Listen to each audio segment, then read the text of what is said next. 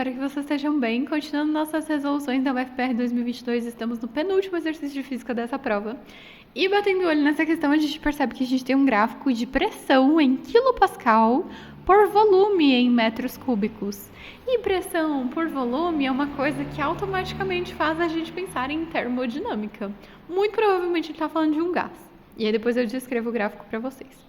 Ele fala que uma certa quantidade de gás ideal executa o ciclo termodinâmico ABCDA. É um ciclo termodinâmico. No sentido horário, conforme ilustrado na figura abaixo. Então, ele sai do estado A, que tem pressão de 20 kPa e volume de 5 metros cúbicos, e vai numa linha reta para o estado B, que tem uma pressão de 40 kPa e um volume de 10 metros cúbicos. Depois ele vai para o estado C, seguindo na mesma linha da pressão, então uma transformação isopárica até o C. E aí ele chega no volume 20 metros cúbicos, depois ele volta para o volume 15 metros cúbicos, chegando no ponto D, só que agora a pressão diminuiu para 20 kPa de novo, e depois ele segue reto de volta para o ponto A, com a mesma pressão de 20, e o volume agora diminuiu para 5, como a gente tinha falado no começo. Então esse é o nosso gráfico. Ele fala pra gente considerar os dados apresentados na figura no enunciado e ele pede pra gente assinalar a alternativa que apresenta corretamente o valor do trabalho total, que ele está chamando de W, de work, muito bilíngue, mas a gente pode chamar da nossa letrinha normal de trabalho, que é aquele tal, né? E se vocês gostarem dele, pode usar ele. Realizado pelo gás ao longo de todo o ciclo. Como é que eu calculo o trabalho ao longo de todo o ciclo? Ou até antes disso, como é que eu calculo o trabalho para qualquer transformação? A gente tem duas opções para calcular o trabalho de uma transformação gasosa. A primeira opção é se essa transformação for isobárica, que é o que acontece de B para C e de D para A. Aí a gente tem uma fórmula, que é pressão vezes variação de volume. Ok, mas aí a gente só descobriria o que acontece de D para A e de B para C, o que não é o que ele está pedindo para a gente achar. Mas a gente tem uma outra opção, que é quando a gente tem um gráfico de pressão por volume, a gente pode calcular a área desse gráfico. Então, entre a linha do gráfico e o eixo horizontal, a gente tem um valor de área, e esse valor de área é numericamente igual ao trabalho. Então, esse é o segundo jeito da gente calcular. Esse seria um pouco mais útil nesse caso.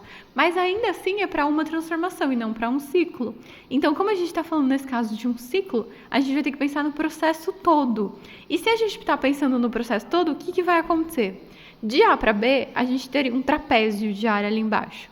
E isso se somaria com o retângulo que tem de B para C, porque ambos estão aumentando de volume, então a gente teria dois trabalhos positivos. De C para D, a gente tem um trabalho negativo, porque o volume diminuiu, outro trapézio. E de D para A, a gente teria outro trabalho negativo, que seria outro retângulo. Então, basicamente, a gente teria que pegar toda a área que a gente tinha calculado como positivas e aí tirar aquelas partes que a gente calculou como negativas. Entendeu a ideia? Tudo bem, não tem problema se você não entendeu. No final eu vou deixar indicado o vídeo em que eu faço tudo isso bem passo a passo, aí você pode clicar lá e assistir o vídeo. Mas a gente tem um jeito mais fácil de calcular o trabalho ao longo do ciclo, que é exatamente a conclusão que a gente chega. Se a gente pinta toda essa área e tira dois pedaços dessa área, o que sobra é justamente a área de dentro do ciclo, a área interna desse ciclo, que é só a área desse paralelogramo que tem aí dentro. E um paralelogramo, lembra, é uma figura que tem dois lados paralelos e dois lados paralelos. Então, são dois pares de lados paralelos. Acho que é o melhor jeito de dizer isso.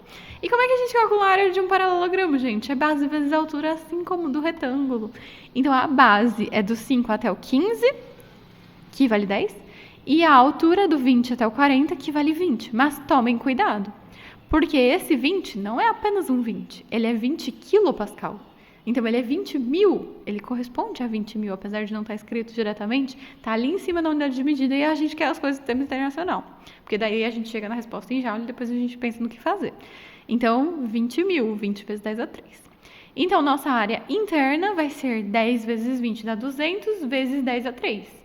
Isso seria a resposta em joules, 200 vezes 10 a 3 joules, que não está muito no sistema internacional, mas tudo bem, porque as nossas alternativas estão em quilojoules. A gente olha para todas as alternativas e dá em kilojoule. E aí, quilo significa 10 a 3, exatamente. Então, o trabalho do ciclo seria 200 vezes 10 a 3, 200 kJ. Tá, mas aí a gente tem um pequeno problema, né? Porque a gente não falou em nenhum momento do sinal. Mas a gente teria duas opções. Tem ele positivo e tem ele negativo. Então, o que a gente vai ter que pensar? Volta na ideia anterior.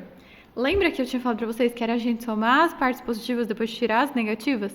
Visualizando aí nessas áreas, a gente percebe que a área de AB somado com a área de BC seria muito maior do que a área de CD somado com a área de DA. Portanto, nosso resultado com certeza vai dar positivo, que é o que sempre acontece quando a gente tem um ciclo sendo percorrido pelo sentido horário, que é o que está acontecendo. Se esse ciclo tivesse sido percorrido no sentido contrário, aí a área que ia ser positiva seria de A para D e de D para C.